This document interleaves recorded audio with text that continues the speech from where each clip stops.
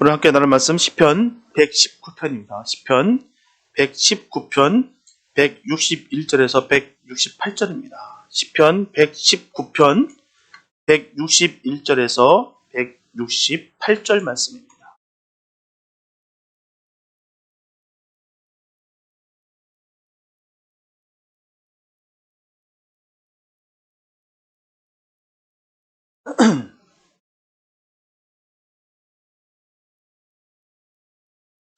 시편 119편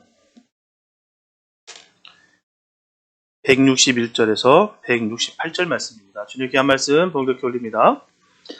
방백들이 무고히 나를 핍박하오나 나의 마음은 주의 말씀만 경외하나이다. 사람이 많은 탈취물을 얻은 것처럼 나는 주의 말씀을 즐거워하나이다. 내가 거짓을 미워하며 싫어하고 주의 법을 사랑하나이다. 주의 의로운 규례를 인하여 내가 하루 7번씩 주를 찬양하나이다. 주의 법을 사랑하는 자에게는 큰 평안이 있으니 저희에게 장애물이 없으리이다. 여호와여, 내가 주의 구원을 바라며 주의 계명을 행하였나이다. 내 심령이 주의 증거를 지켜 싸우며 내가 이를 지극히 사랑하나이다. 내가 주의 법도와 증거를 지켜 싸우니 나의 모든 행위가 주의 앞에 있음이니라. 아멘. 동물들 중에서 특히 조류들은 정확한 회귀 본능을 가지고 있다고 합니다. 그래서 철새들은 그 수천 킬로나 떨어져 있던 정말 어마어마한 거리입니다. 그 떨어진 거리에 있는 자기 둥지를 찾아서 매년 어김없이 이동할 수가 있다고 합니다. 본능적으로 타고난 그 시간 방위 감각이 정말 마치 체내 시계처럼 정확하게 작동하기 때문에. 그런데 우리 인간에게도 그와 유사한 본능이 한 가지 있습니다. 그것은 바로 원형 순환 본능이라는 거예요. 원형 순환 본능. 어떤 사람이 방위 개념을 전혀 할 수 없는 정말 첩첩산중 그 오지에서 길을 잃었다고 합니다. 어디가 어딘지도 모르겠고 동서남북이 어딘지도 모르겠고 앞이 캄캄한 그곳이에요. 어디로든 그렇지만 한 방향으로만 계속 간다면 끝은 있을 것이기 때문에 그래서 열심히 정말 직선으로 계속해서 숲을 헤쳐나갔습니다. 하지만 그는 결국 출발 지점으로 다시 되돌아오게 되더라는 거예요. 일직선으로 계속 갔는데 다시 돌아오더라는 것입니다. 나중에 구조돼서 헬기에서 내려다 보니까 원을 그리며 제자리만 계속해서 맴돌았다는 거예요. 본인은 직진으로 갔다 생각했는데 방향이 한 방향으로 틀어졌다는 거예요. 그렇습니다. 우리 인생이 이처럼 본능에 의해서만 움직인다면 아무리 목표를 향해서 우리가 직선으로 달린다 할지라도 늘 제자리만 맴돌게 되어 있다는 것입니다. 분명하게 본능은 우리 인생의 올바른 길잡이가 될 수가 없어요. 내비게이션이 될 수가 없습니다. 창세기 12장 4절에 보면 이에 아브라함이 여호와의 말씀을 쫓아갔고 롯도 그와 함께 왔으며 아브라함이 하란을 떠날 때 그의 나이 75세였더라 라고 말씀하고 있어요. 이게 아브라함이 본토 친척 아비 집을 떠나서 주님께서 그 지시할 땅으로 출발했을 때 분명히 전합니다. 주님의 말씀을 쫓았다고 했어요.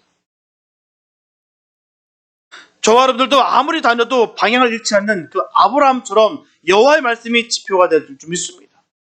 말씀이 지표가 되어야 되는 거예요. 내 본능과 내 경험과 내 생각으로 내가 가는 것이 아니라 하나님의 말씀으로 우리가 나아가야 될 줄 믿습니다. 오늘 보면 시편 119편은 전체 내용이 하나님의 말씀을 찬양하는 시로 되어 있어요.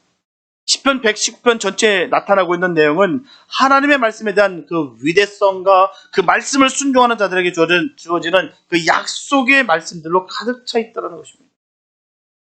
특별히 하나님의 자녀들이 빛 대신 예수 그리스도로 말미암아 주어지는 그 생명의 말씀을 순종할 때 참된 행복의 길을 걸어갈 수 있음을 분명히 보여주고 있습니다.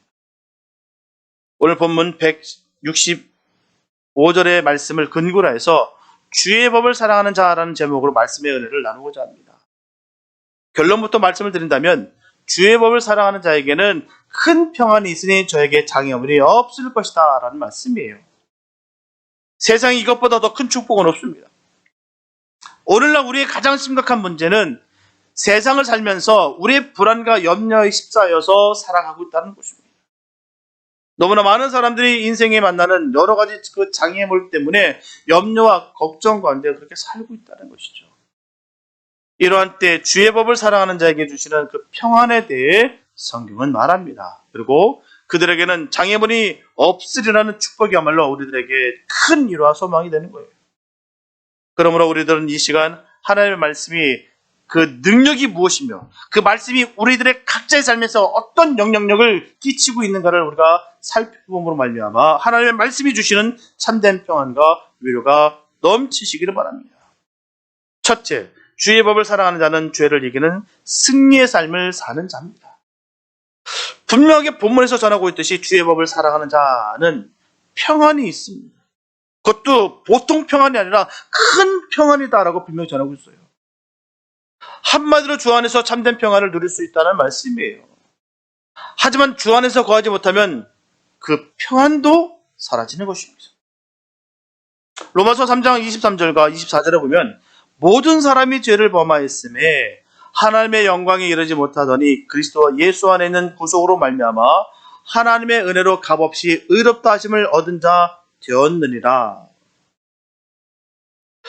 이처럼 그 평안을 죄로 인해서 빼앗겼다라고 전하고 있어요. 죄 때문에 평안이 사라지게 된 거예요.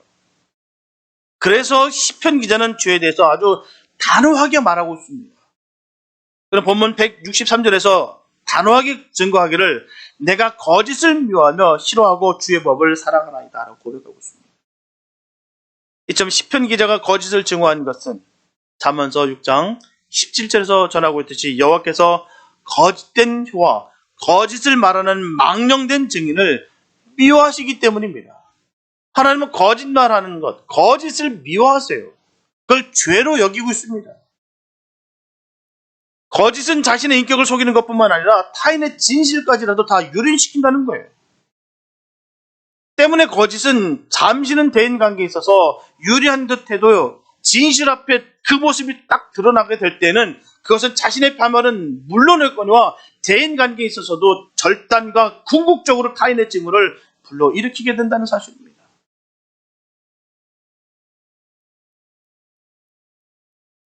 거짓은 성도에게 있을 수가 없다는 것이죠. 우리가 철저하게 우리가 기억해야 될 것은 정말 주님께서 거짓을 싫어하시고 미워하시고 증오하고 계시다는 그 사실을 기억하게 되시길 축복합니다. 성도가 믿음이 좋다고 얘기하면서 늘 거짓말하고 있다는 것은 믿음이 좋다라고 말할 수가 없는 거예요. 거짓은 그만큼 무시무시합니다. 그것은 자신을 사단의 종으로 전락시키는 것이다라는 것입니다. 거짓을 용납지 않으시는 그 하나님의 자녀된 우리들은 거짓된 불의와 타협화가 용납하지 말아야 되는 것입니다. 아무리 그 길이 힘들고 어렵다 할지라도 순간을 모면하기 위해서 우리가 거짓을 할 경우, 고할쓸 경우 그때부터 문제가 발생되는 거예요. 신앙에 문제가 발생되는 거고 믿음이 발생되는 것이고 관계 모든 것들이 다 그때부터 문제가 장애물이 세워진다는 사실입니다. 분명하게 주의 백성들은 거짓을 용납하지 않고 배격하는 한편 하나님의 말씀에 대해서는 뿌리 깊은 애정을 가지고 있어도 좋습니다. 이것은 사람이 마땅히 해야 될 법칙이며 도리이기 때문에 때로 그 법이 우리를 얽매어 매는 사슬처럼 느껴질지는 모르나 그것은 우리에게 생명을 주는 생명의 근원입니다. 동시에 인간들이 본능적으로 지니고 있는 그 위선과 헛된 마음과 그리고 거짓을 따르고자 하는 깨끗이 못한 그 마음을 제어시켜주는 유일한 희망인 거예요. 분명한 것은 인간은 죄로 인해서 하나님의 영광을 나타내지 못하고요. 불안과 근심에 빠지게 되는 것입니다. 하지만 예수 그리스도 안에서 죄 사함을 주심으로 말미암아 참된 평안을 소유하게 되는 것입니다. 그러므로 우리들은 예수 안에서 죄를 정복하는 삶이 날마다 이루어질 줄 믿습니다. 오늘 본문은 바로 이런 문제에 대해서 정확한 해답을 주고 있어요. 그것은 하나님의 말씀이 죄를 이길 수 있는 능력을 준다는 것입니다. 그렇기 때문에 하나님의 말씀을 늘 묵상하고 그 말씀을 늘 마음에 두고 그 말씀대로 순종할 때 죄를 이기고 승리하는 삶을 살게 되며 거기에 참된 평안이 깃들게 된다는 말씀이에요. 시편 119편 9절에는 청년이 무엇으로 그 행실을 깨끗게 하리니까 주의 말씀을 따라 삼갈 것이니다 라고 분명히 말씀하고 있어요. 특별히 성경에서 다른 인물이 아닌 바로 한참 혈기가 왕성하고 정과 욕심이 강한 청년들에 대해서 비하고 있다는 것은 젊고 건강하기 때문에 많은 미혹에 시험들로 하여금 어려움이 있다는 겁니다.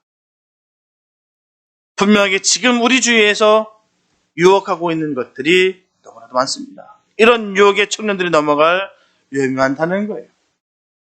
그런 위험이 많은 청년들이라 하더라도 하나님의 말씀을 마음에 두고 그 말씀에 따라서 순종할 때에는 그 죄의 유혹을 능히 이기게도 남는다는 말씀입니다. 너무나 안타까운 시대를 우리가 살아가고 있습니다. 젊은 사람들을 잃어버린 시대가 됐어요. 많은 교회들이 지금 심각한 문제를 가지고 있습니다. 다음 세대가 위태하다라고 전하고 있어요. 젊은 세대가 지금 사라지고 있다라고 얘기합니다. 이 팬데믹으로 인해서 지금 극렬하게 나눠졌다라고 전하고 있어요. 반면에 진짜 믿음이 무엇인지 깨닫게 된 기회 시대라고 전합니다.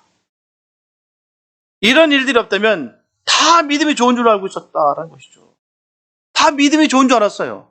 자기 스스로도 그렇게 생각하고 있었습니다. 나는 그래도 믿음이 이만하면 괜찮아 라고 생각했었어요. 나는 다 믿음이 좋은 줄 알았어요.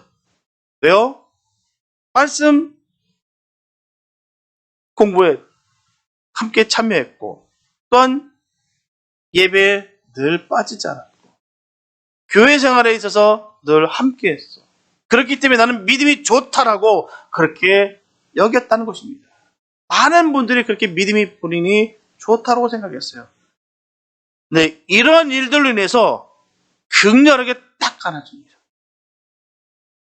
평소에는 그렇게 몰랐으나 어려운 이 사태에 이런 정말 팬데믹이란 이 노멀 시대란 이 시대를 살아가면서 믿음에 대해서 우리가 명확하게 우리가 기준점이 생겼다는 거예요. 경각심을 우리가 가져들 줄 믿습니다. 나의 믿음이 어디에 있는지를 우리가 현 위치가 어디에 있는지를 우리가 살펴낼 필요가 있습니다. 평소에는 몰랐어요. 평안할 때는 몰랐습니다. 그러나 위기 상황 때 그 믿음의 척도가 명확하게 나타난다는 거예요. 이렇게 남녀노소를 막론하고 하나님의 말씀만이 우리들을 그 죄의 유혹에서 이길 수 있으며 깨끗한 삶을 살아갈 수 있다는 것이죠. 늘 훈련되지 않냐고 내 마음대로 내 본능적으로 내 소견대로 살아가는 사람들의 모습은 위기가 닥칠 때마다 그냥 여지없이 무너지게 되어 있습니다. 겉모습이 중요한 게 아니에요. 사회적 위치가 중요한 것이 아닙니다. 딱 드러나게 되어 있어요. 딱 찔러보면 나옵니다. 너무 아픈 사실이에요. 평소 때는 그냥 꽤 좋게 잘 돌아갔다 싶었는데 이렇게 어려움이 있으니 평소에 말씀으로 예배와 기도로 무장되지 않은 사람들이 여지없이 무너져 버렸다는 사실입니다. 우리 서로가 서로를 한번 지켜볼 필요가 있습니다. 과연 우리의 신앙은 어느 위치인가? 지금 나는 어느 정도 주님을 정말 의지하고 살아가고 있는가? 우리가 반드시 점검할 필요가 있습니다. 그러므로 하나님의 말씀을 내 입에서 떠나지 않는 것이 중요한 거예요. 늘 주님의 말씀을 묵상하는 것입니다. 다른 어떤 것으로도 죄를 이길 수 있는 방법이 없어요. 죄는 그렇게 이기는 것이 아닙니다. 힘과 능력으로 아니면 신념으로 이길 수 있는 것이 아닙니다. 안타깝게도요, 수많은 목회자들도 왜 넘어질까요? 뭐 영적인 체험이 없어서 그럴까요? 경험이 없을까요? 왜 그들이 넘어질까요? 바로 말씀에서 떠나서 넘어지는 거예요. 말씀에서 떠났기 때문에요. 하나님의 말씀을 경홀히 여겼고 하나님 살아계신 그 하나님의 말씀을 우습게 여겼기 때문에 넘어지는 것입니다.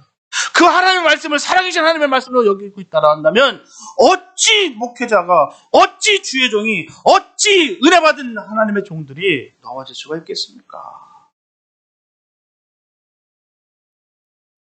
말씀이 떠나서 그런 거예요. 이 세상 것 다 버리고 주님 사랑하는 마음으로 다 뛰어들어온 사람들이에요. 그렇게 시작된 사람들입니다. 그런데 왜 넘어졌을까요? 말씀했을 때. 주의 종도 이렇게 넘어지는데 하물며 평신도죠. 우리가 쉽게 넘길 일이 아닙니다. 가볍게 여길 일이 아니에요. 이 하나님 말씀을 내가 정말 생명을 받아들이지 않는다면 언제라도 넘어지게 되어 있습니다. 그 말씀이 내 안에 가득 차 있지 않으면 언제라도 넘어질 수밖에 없는 그런 존재라는 것입니다. 자신하지 마세요. 나는 끝까지 그래도 나는 믿음 지킬 수 있을 거야. 나는 그럴 수 있을 거야. 아니요. 그렇게 여기는 사람일수록 더 먼저 넘어집니다. 불쌍히 여겨달라고. 늘 하나님 말씀을 곱씹으면서 그 말씀 가운데 정말 처절하게 몸부림치는 그가 끝까지 남습니다. 우리가 그런 은혜가 있게 되시기 바랍니다.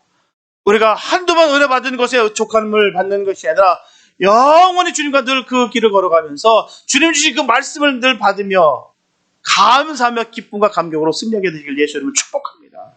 그래야 믿음 지킬 수 있고요. 죄를 이길 수가 있어요. 죄는 힘과 능으로 이길 수 있는 것이 아닙니다. 주님 주신 능력으로, 은혜로, 말씀으로 이기는 거예요. 시편 119편 20절에 보면 주의 규례를 항상 사모함으로 내 마음이 상하나이다라고 했어요. 이처럼 그 말씀이 잠시라도 떠난다면 여지없이 세상의 유혹에 넘어진다는 거예요. 요한 사도가 말한 대로 세상의 정욕과 안목의 정욕과 이생의 자랑에 넘어지고 만다는 거예요. 그러므로 우리들은 하나님 말씀에 잠시라도 떠나 있으면 안 됩니다. 또한 다시 말한 대로 복 있는 자는 악인의 꾀를 쫓지 아니하며 죄인의 길에 서지 아니하며 오만한 자리에 앉지 아니하고 오직 여호와의 율법을 즐거워하여 그 율법을 주어로 묵상하는 자라고 전하고 있습니다. 이게 복 있는 자예요. 그냥 딱 집어서 정답을 딱 얘기해 주신 거예요. 복 있는 자는 어떤 사람이냐면 악인의 길을 쫓지 않는다. 죄의 길에 서지 아니하고 오만한 자리에 앉지 아니한다. 오직 여호와의 율법을, 하나님의 말씀을 즐거워해서 그 말씀을 주야로 묵상하는 자다. 그게 바로 복 있는 자다라고 분명히 말씀하고 있는 거예요.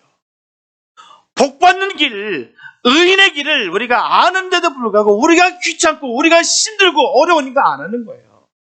그러고도 불구하고 우리가 복 있는 자가 되기 원한다는 것 자체가 오만이고 죄입니다. 그래서 말씀에 거하는 생활만이 우리의 평안을 뺏어가는 죄를 반드시 이길 수가 있습니다. 그러므로 말씀을 읽고 듣고 지키는 자가 복이 있다라고 주신 그 말씀을 믿으시기 바랍니다. 마음에 말씀이 없으니 시험에 들고 오해를 하고 쓰러지는 거예요. 말씀이 없으니 말씀대로 살면요 절대로 손해보지 않습니다. 저는 이 말씀을 믿습니다. 믿으십니까? 하나님 말씀대로 살 때 손해볼 것 같습니까? 하나님께서 채워주세요. 하나님께서 길을 열어주십니다. 우린 자꾸 내가 내 스스로 내 지혜로 내가 뭘 시켜놓을 자꾸 보니까 자꾸 내 몸에 내 배에서 배알이 꺾여지는 거예요. 뒤틀리는 것입니다. 또 그 마음에서 번뇌가 느껴지고 고통스러운 거예요. 그러나 내가 말씀을 지켜나가면은 세상이 그 어떤 것일지라도 내 눈에 받아들 것이 없습니다. 왜요? 나는 하나님의 말씀을 따라가니까 말입니다. 하나님의 말씀을 따라가니 주님이 역사하신다는 것이죠. 그렇기 때문에 우리가 담대하고 당당할 수 있는 거예요. 왜요? 주님이 함께 하시니까. 주님이 허락하신 그 언약을 내가 받아 누리니까. 결코 우리는 세상의 것에 의해서 우리가 미혹되지 않게 되시기 바랍니다. 철저하게 끝까지 그 주님의 말씀을 움켜쥐고 힘들고 어렵다 할지라도 그 길 걷게 되시길 축복합니다. 그 길이 사는 길이에요. 그 길이 영생의 길로 가는 길입니다. 주님과 함께 그 길을 가지시면서 주님의 말씀을 더 채우시기 바랍니다. 주님의 말씀으로 가득 채우게 되면 우리 앞에 시험이 없고 오해가 없고 넘어짐이 없습니다. 우리가 끝까지 주님의 말씀을 붙잡고 나아가며 승리하게 되시기를 예수의 이름으로 축복합니다. 둘째, 주의 법을 사랑하는 자는 위로의 은총을 누리게 된다는 것입니다. 본문 116절에 보게 되면 방백들이 무고히 나를 핍박하오나 라고 말씀하고 있어요. 방백들이 무고히 나를 핍박하오나. 이처럼 다윗은 사울왕에게 아첨하는 무리들로부터 모함을 받고 하나님의 기업인 유대 땅으로부터 배척을 당했어요. 다윗이 당한 고통은 실로 큰 것입니다. 특히 그의 고난은 그를 핍박하는 가해자가 방백이라는 사실 때문에 더욱 컸어요. 다른 사람들이 아닌 바로 방백입니다.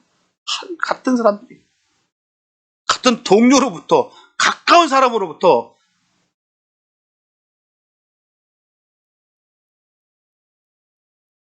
그들은 정의라는 그 미명 아래 막간 권력을 휘두르었고요. 선한 백성들이 설 곳을 뺏어버렸다는 것이죠. 이런 유린선상은 역사 속에 끊임없이 지금도 이어져 내려왔습니다. 우리의 삶 가운데서도 그렇게 이어지고 있다는 것이죠. 그리고 그러한 고난은 우리에게도 동등하게 닥쳐옵니다. 다윗에게 문제가 아닙니다. 다른 사람의 얘기가 아니에요. 바로 저와 여러분들의 문제입니다. 그리고 어려움이 있을 때 고통이 있다는 사실을 늘 이해하게 되시기 바랍니다. 진리를 지키면요, 내가 하나님의 말씀을 지키면 지킬수록 수많은 고통은 따르게 된다. 본문 161절에 보면 나의 마음은 주의 말씀만 경외하나이다 라고 말씀하고 있어요. 그래서 다윗의 신실한 모습을 보게 됩니다. 그 상황 속에서, 그 어려움 중에서 나의 마음은 주의 말씀만 경외하라. 철저하게 외면당하고 무시당하고 공격당하고 핍박당하고 있는 그 상황 속에서 그가 증거하고 있는 그 말씀이 바로 나의 마음은 주의 말씀만 경외하라. 난 주님의 말씀만 따릅니다. 다른 건 들리지 않습니다. 주님의 말씀만 들립니다. 난 주님의 말씀을 경외합니다. 다윗은 방백들의 그 부당한 강포로 말미암아 압제를 당하면서도 자신의 그 슬픈 상황에 굴복하지 않냐고 자신을 지켜야 할 본분을 잃는 그 어리석음을 저지르지 않았어요. 하나님의 말씀을 따랐습니다. 그는 그 압제자들을 원망하기보다는 여호와를 의뢰했고요, 주님의 약속을 믿어야 하는 그 성도의 본분을 행하기에 최선을 다했다는 것입니다. 뭘 할도 상관없이 나는 주님의 말씀을 따르겠다. 그 주신 말씀을 내가 믿는다. 그 말씀이에요. 아무리 우리가 핍박을 당하고 아무리 곤경에 처한다 할지라도 우리의 그 주님의 말씀을 붙잡고 나가는 것입니다.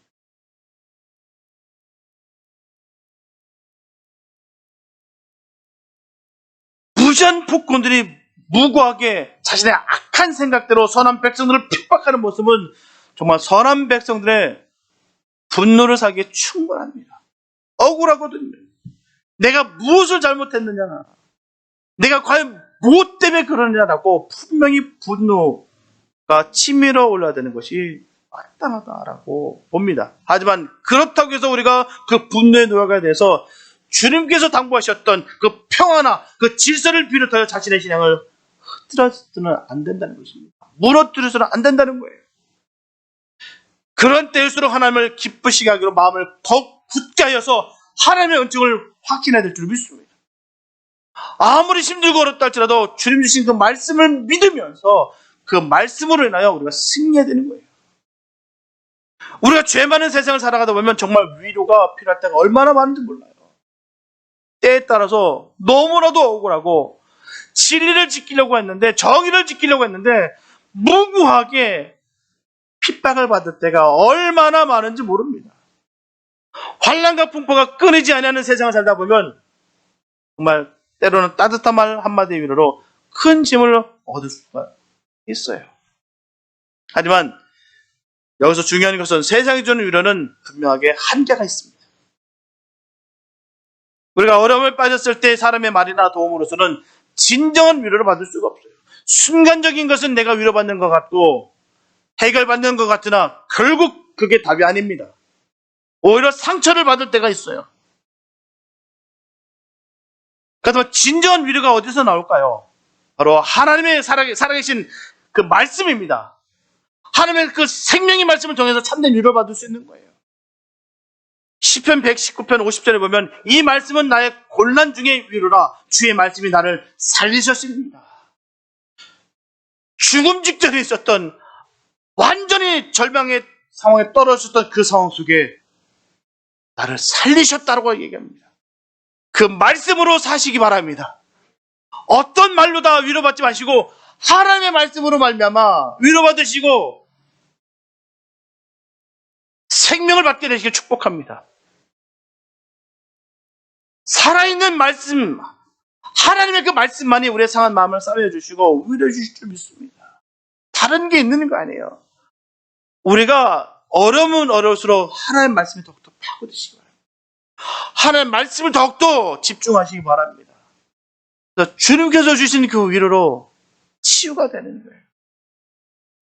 사람의 말로는요, 순간적인 건 됩니다. 그런데 영원한 것이 아니에요. 하나님의 말씀으로 그 은혜가 있게 되시기 바랍니다. 누누이 말씀드리지만 정말 가만히 주님 앞에 십자가 앞에 무릎 꿇고 있을 때 보면은 그 평안함이 올 때가 있어요.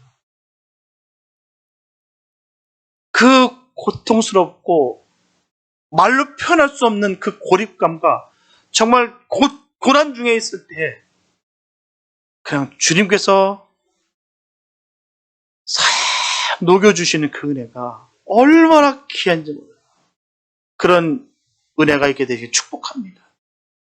그 능력을 우리가 살아가는 거예요. 다른 거로 살아가는 것이 아닙니다. 다른 것으로 암만 내가 노력한 데서 치워지는 게 아니에요. 주님께서 주시는 그 주님의 임재로 인해서 모든 것이 다 녹아져 버리는 거예요. 사람이 위로받으려고 기대하지 마시기 바랍니다. 또 다른 상처를 받을 수 있어요.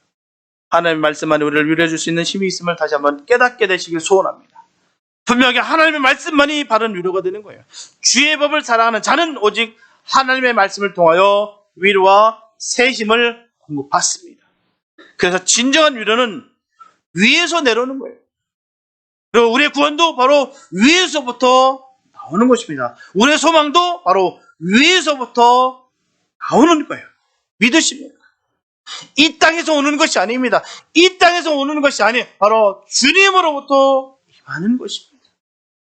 여러분, 위의 것을 늘 바라보시고 위의 것을 찾는 저와 여러분들 다 될 수 있게 되시기를 예수님 이름으로 축복합니다.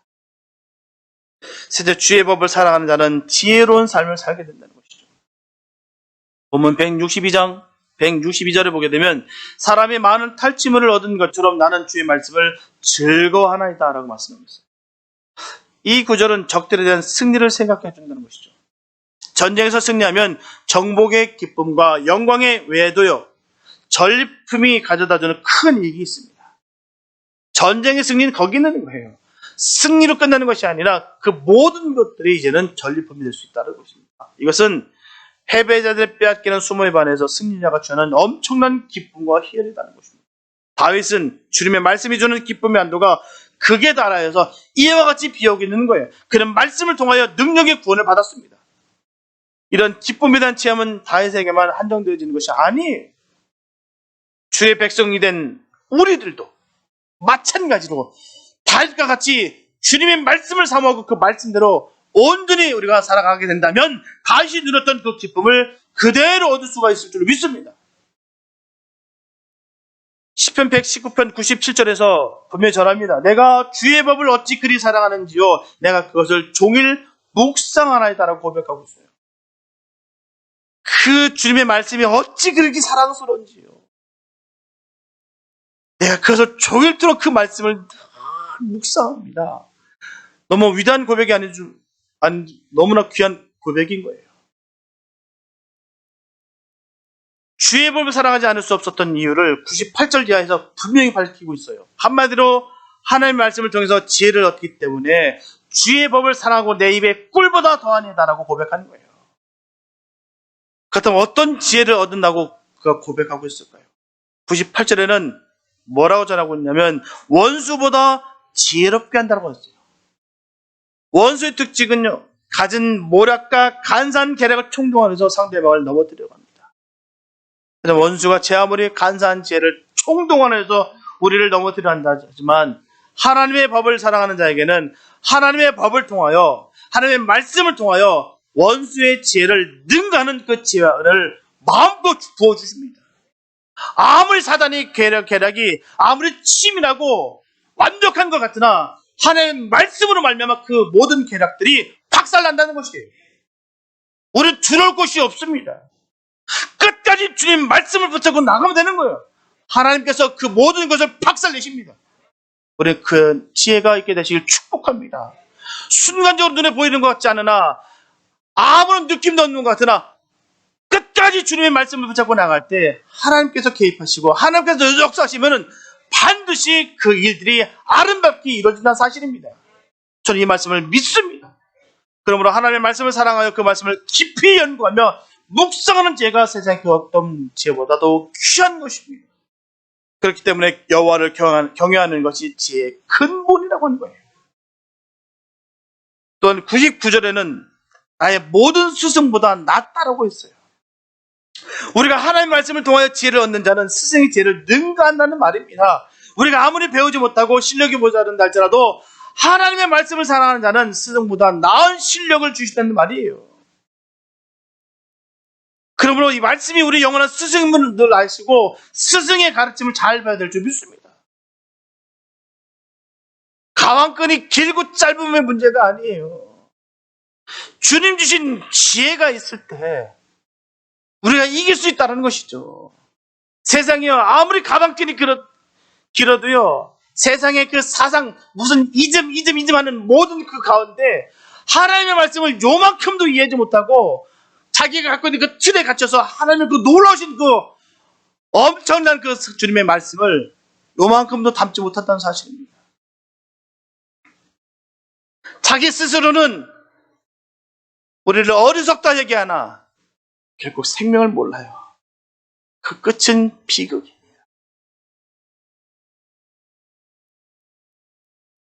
그렇기 때문에 우리는 말씀이 우리의 스승인 것을 늘 깨닫고 말씀 안에 거하게 되시길 축복합니다.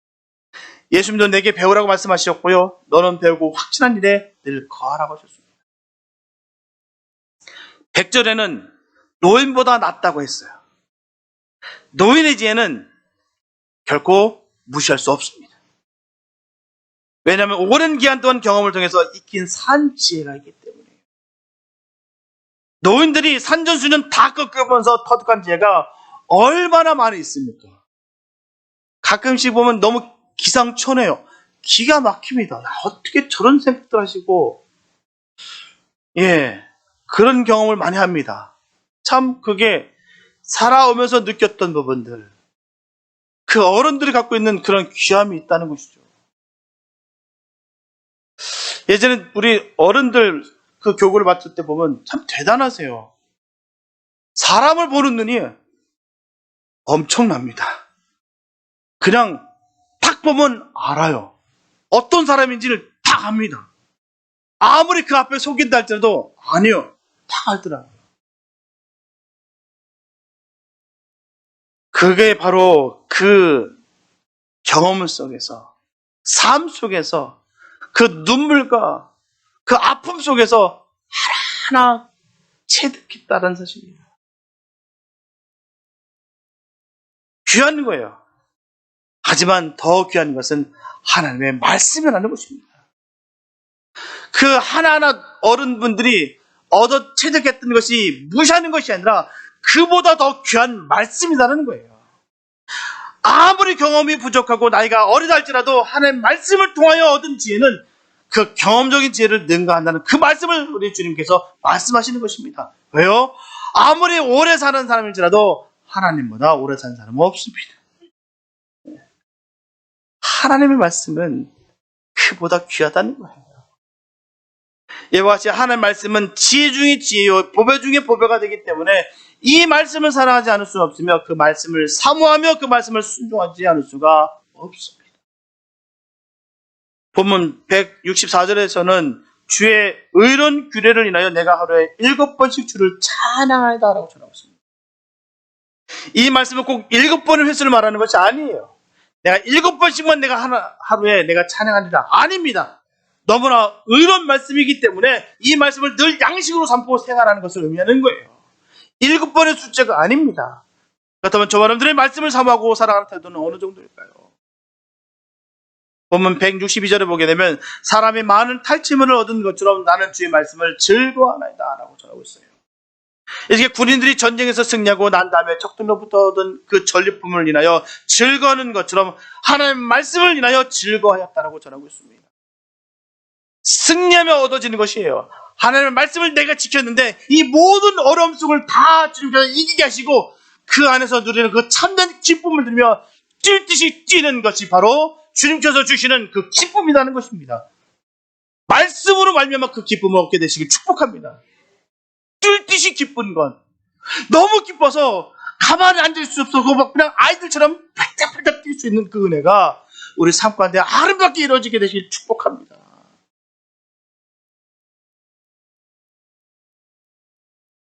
우리가 세상 사람들은 참으로 재물을 사랑하고 즐거워요. 그와 같이 재물을 즐거워하는 것처럼 말씀을 즐거워해야 됩니다. 재물과 비교할 수 없는 귀한 말씀들이에요. 눈물의 선지자 예레미야는 예레미야서 15장 15절에서 분명히 전합니다. 만군의 하나님 여호와시여 나는 주의 이름으로 일컬음을 받는 자라 내가 주의 말씀을 얻어먹었사오니 주의 말씀은 내게 기쁨과 내 마음에 즐거움이오라. 이렇게 얻어먹었다는 말 속에서 예레미야는 고난 가운데서도 얼마나 하나님의 말씀을 갈급한 심령으로 사모했는지를 우리가 알 수가 있다는 거예요. 그 말씀이 너무 귀했습니다. 주님, 내가 그 말씀을 얻어먹었습니다. 그로 인해서 내게 기쁨과 내 마음의 즐거움이 넘칩니다. 이런 은혜가 있게 되시 축복합니다. 이런 말씀의 힘으로 말미암아 어려움을 극복했다는 것이에요. 그렇다면 저와 여러분들은 과연 정말 얻어먹는 심정으로 말씀을 받고 계십니까? 여기서 얻어먹는다는 그 말 속에는 심령이 가난하다는 말을 하고 있는 거예요. 심령이 가난하다. 우리가 육의 양식을 먹는 것도 배가 부르면 어떻습니까? 먹기 싫어요. 투정 부립니다. 또한 밥맛이 없어지는 거예요. 배가 부르니까요. 마찬가지로 영의 양식도 심령이 가난해야 갈급한 심령으로 사모하는 것입니다. 내 안에 믿을 만한 것들이 가득 차 있으면요, 하나님의 말씀이 귀하게 여겨지지 않아요. 하나님의 말씀을 따르기보다는 내가 믿을 만한 것들을 믿고 나간다는 사실입니다. 내 지혜와 내 재물과 내 능력과 내가 지금까지 일어났던 모든 경험들을 하나님의 말씀보다도 그것들을 의지한다는 거예요. 심령이 가난해야 된다. 심령이 부자가 됐다는 겁니다. 사모하는 영혼을 만족해 가시며 줄인 영혼에게 좋은 것을 채워주시라고 분명히 주님 말씀하십니다. 예를 들어서 아이들이 밥을 잘 먹지 않는 경우는 왜일까요? 간식을 좋아하기 때문에. 영의 양식도 마찬가지입니다. 그렇다면 영적으로 세상의 간식이 뭘까요? 바로 세상의 오락이 간식이에요. 세상에 누릴 쾌락적인 것들이 간식. 그걸로 인해서 진중하게 하나님의 말씀을 묵상하지 못하고 예배드리지 못하고 기도하지 못한다는 거예요. 요즘 젊은 아이들 긴 걸 못 봅니다. 그 긴 것을 보지 못하고 그래서 짧게 뭐라고요? 간략하게 요약해 주세요. 늘 그들이 요구하는 게 그거야. 짧게 요약해서 간단하게. 지루하다는 거예요. 힘들다는 것입니다. 참지 못한다는 거예요.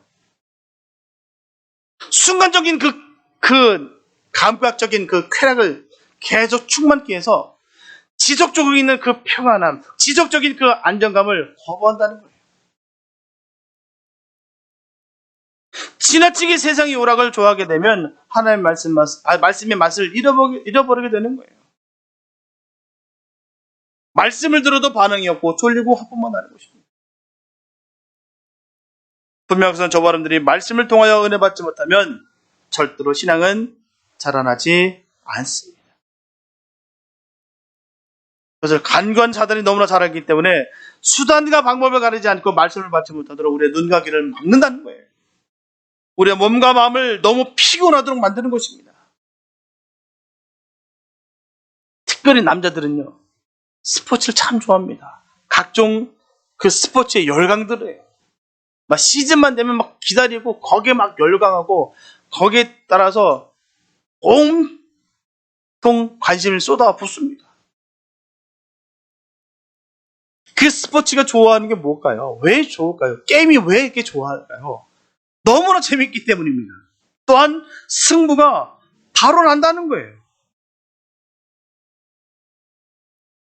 반면에 하나님 말씀은 어떻습니까? 그 말씀의 응답은 시간과 때가 있다는 것입니다.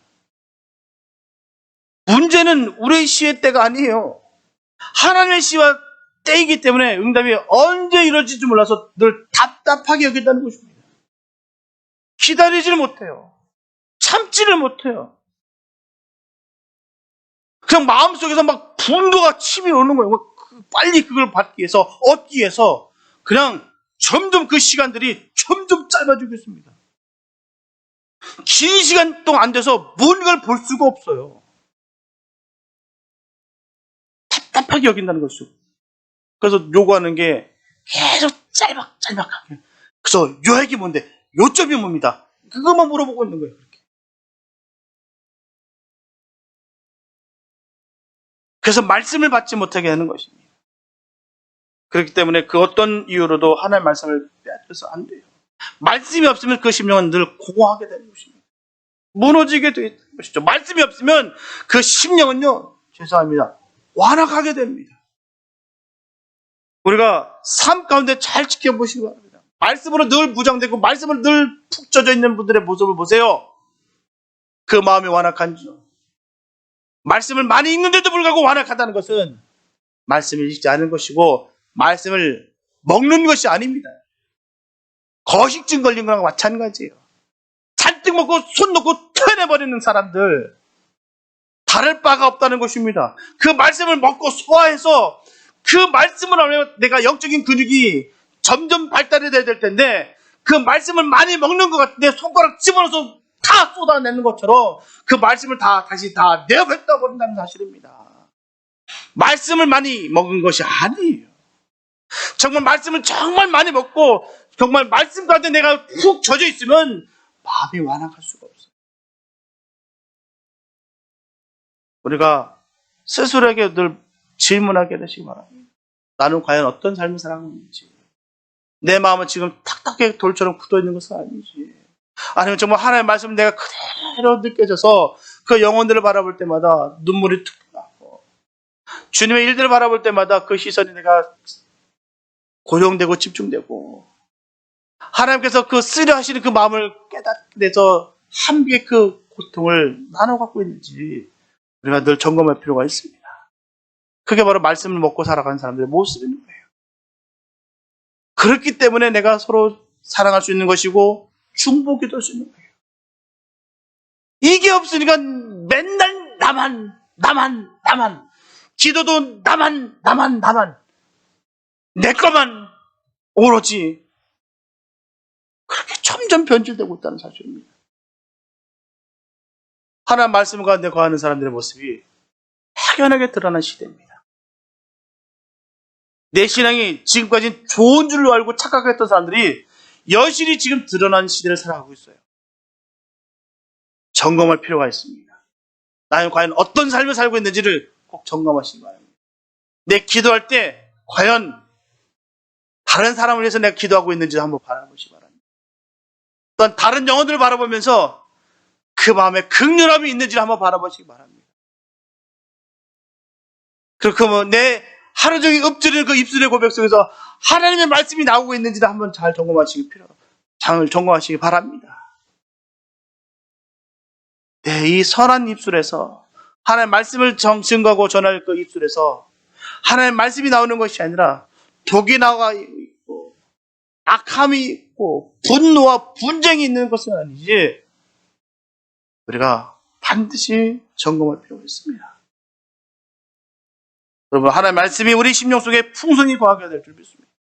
그 말씀이 우리들을 기름진 것으로 인도할 것입니다. 그 말씀을 따라가시기 바랍니다. 사람의 말이 아닌 하나님의 말씀을 늘 묵상하시고 하나님 말씀 가운데 늘 거하게 되시길 축복합니다. 사랑하는 여러분, 다윗은 자신의 처지가 탄식과 한숨으로 점철되어질 수밖에 없는 그런 형편인데도 불구하고 주의 의로운 규례를 인하여 내가 하루 7번씩 주를 찬양하나이다 라고 고백했어요. 일주일에 한두 번의 예배에 참석하는 것으로 성도의 의무를 다했다고 하는 오늘의 성도들과는 많은 대조를 이루고 있습니다. 오늘날은 더더군다나 예배를 더욱더 무너지고 있다는 사실입니다. 우리가 기억해야 될 것은 하나님을 향한 우리의 찬양은 한순간으로 만족하거나 그쳐서는 안 됩니다. 하나님을 향한 우리의 찬양은 다윗처럼 우리의 삶의 매 순간마다 이루어져야 될 너무나도 고귀한 요구입니다. 저분들은 하나님의 말씀을 사랑하는 예수님의 사람들이 되시길 예수님을 축복합니다. 분명한 것은 하나님의 말씀을 사랑하기 때문에 하나님의 말씀을 읽는 일에 열심을 다해야 되는 것이에요. 하나님의 말씀을 사랑하는 사람들은 말씀을 순종하는 일에 생명을 겁니다. 왜요? 그 길이 사는 길인지 알기 때문에 그 길을 향해 달려가는 거예요. 말씀을 그냥 읽는 것에서 멈춰서는 것이 아니라 그 말씀을 통해서 나를 변화시키는 그 주님의 능력을 깨닫게 되고 체험하며 그렇게 힘차게 달려가는 것입니다. 하나님의 말씀을 순종하는 길만이 생명과 평안과 축복의 길이기 때문에 우리는 그 길 갖는 거예요. 그 길 걸어가시길 축복합니다. 다른 길 속아 넘어가지 마시고 바른 길, 바로 주님이 원하시는 그 생명의 길을 끝까지 걸어가게 되시길 축복합니다. 우리의 본능으로는 절대로 주님의 그 복된 길을 걸어갈 수가 없습니다. 나를 온전히 다 내려놓으시고 나는 죽고 오직 예수 살아서 자기를 부인하고 주님의 그 십자가를 지고 함께 걸어가게 되시기를 축복합니다. 그러므로 우리 모두 하나님의 말씀을 더욱 사랑하는 예수님의 사람들이 다 되어서 우리의 나가는 길에 장애물이 제거되고 시온의 대로가 열리는 그 축복이 있게 되시기를 예수님의 이름으로 축원합니다. 기도합니다.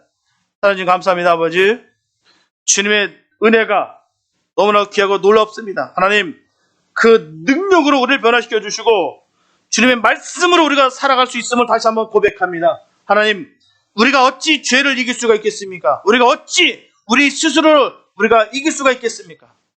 주님 주신 능력으로, 말씀으로, 생명으로 우리가 이길 수 있음을 다시 한번 고백합니다. 하나님, 그 말씀으로 우리를 인도하여 주시옵소서. 늘 선한 길로 우리를 이끄시옵소서.